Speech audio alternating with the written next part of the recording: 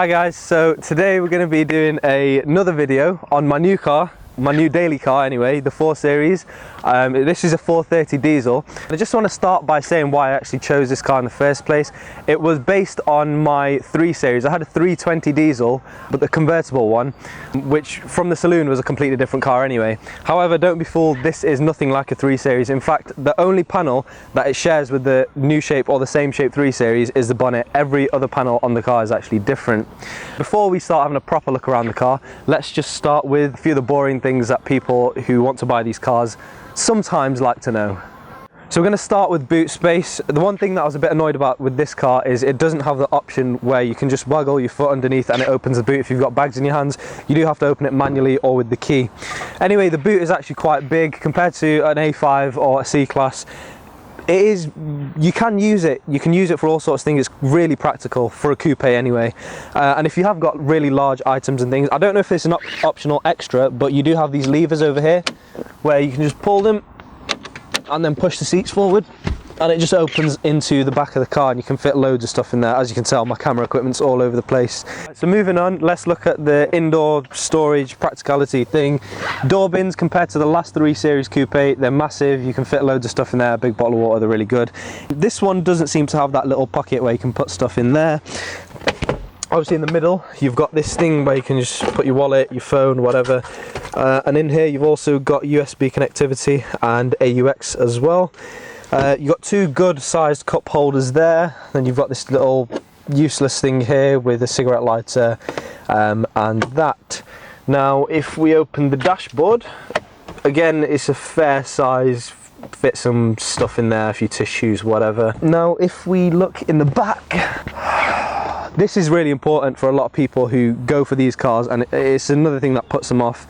It's whether or not you can actually fit a reasonably sized adult in the back. Ugh. But do you know what? Surprisingly, it's actually not bad at all in the back here. This front seat's in my driver's position. It's not bad at all. I mean, I've got a fair bit of knee room. My knees aren't squashed at all. And if you look at headroom, the only problem is the headroom. It's a little bit, because of the sloping roofline, you do have to sit a little bit slouched, but honestly, it's not bad in here at all. Compared to an Audi A5 or the 3 Series convertible, the old shape one, it's not bad at all. You can travel in this. Yeah, not on long journeys, it wouldn't be massively comfortable, but you can. Right, now just before we start talking about all the great things this car has, one thing I just want to mention, it is so annoying, is how big the doors are. That's like on the first thing there, on the first latch or whatever, and it is incredibly difficult to get out of this in a Tesco car park or whatever. You have to open the door pretty much. That must be at least about a metre there to actually get out of the car comfortably. It is a coupe, so I understand, but again, I just want to mention it's just incredibly annoying. So the brakes and the alloys on this car are optional extras, but I just wanted to mention them because they're just really cool. It's got the M Performance braking system thing, so it's got big blue calipers with the M emblem on them. The 19-inch alloys, they are extra as well. The diamond cut, which is nice as well. Another cool feature on the exterior are the doors. Apparently they're engineered to make a quality sound when they shut. If you want to listen, it's alright, it's not bad. One thing that I really love about this car, it makes it look almost like an M car. You'd expect to see a vent like this on an M3 or something like that. And these are apparently there to do a job. They make the air go through them, something happens, science, physics, I don't know, whatever, and it just is good for the car. Something to do with drag actually. Now if we go on to the inside of the car, which is all wet at the moment because it's raining, if you can't tell. So we've got the steering wheel, which is just a BMW steering wheel, but it's fantastic.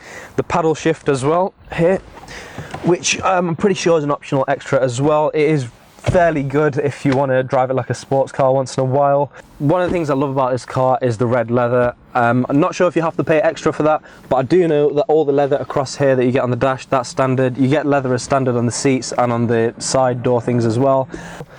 Harman Kardon speakers, they're fantastic. They have them in certain models of the S-Class. Honestly, the sound is flawless, but I won't show you that because I'll get done for copyright again. So as well as the Harman Kardon, this one also has the professional widescreen sat-nav. You don't want the normal standard one. It comes about up to here. It's not great. Go for the widescreen one. Another option which is really useful in this car is the head-up display. For those of you who don't know what head-up display is, you have a projector up there and it just projects the speed that you're going and other various bits of information onto your windscreen. And if I just take the camera and show you, so if I zoom in there, it just tells you we're doing 0 miles an hour. And then if we go onto the radio stations come up there as well. If you've got a sat nav on, all that sort of stuff comes up there as well. This car has reverse cameras. It's also got front and rear parking sensors as standard, and that with the camera, it does help quite a bit when it comes to parking in tricky spaces. One thing that I forgot to mention, which just makes this car, is the different driving modes, and I just wanted to quickly mention it before we do go off for a drive. So you've got 4 different driving modes. You've got Eco Pro, then Comfort, and then Sport Plus, which is with the traction off. And if we again go on to the infotainment system, you can see in Sport Plus it says with limited driving stabilization. I've never driven with that on, it's pretty dangerous I think. So yeah, Sport, Comfort, and then Eco Pro. Lastly, you're probably wondering why I'm lying down. I don't drive like this, I'm not a boy racer. I just wanted to show you what this thing over here does.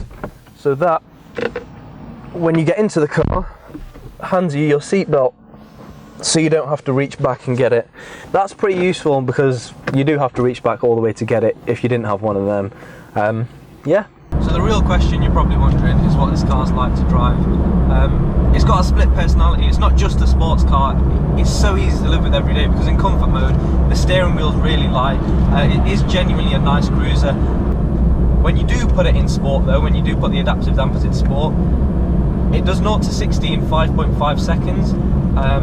You can tell it is really quick. In terms of the handling, it's a BMW, so you know that it's never going to fall short in that department. Moving on to the transmission, I can't fault it to be honest with you. It's got an 8-speed gearbox. It's an automatic gearbox. Do not go for the manual. Whatever you do, do not go for the manual. It is horrible.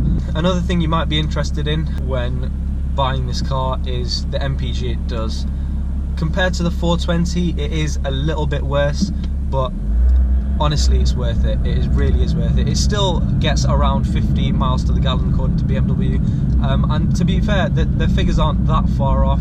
On long journeys I have got 50 miles to the gallon in it before. Usually around town I get about 40, 45 depending on the way I drive, which is sensibly if you're watching Mum. And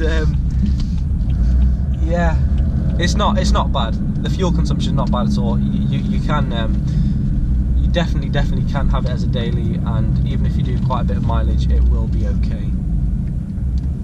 So that's my review on the BMW 4 Series Coupe. I hope you enjoyed the video, and if you did, please like, share and subscribe.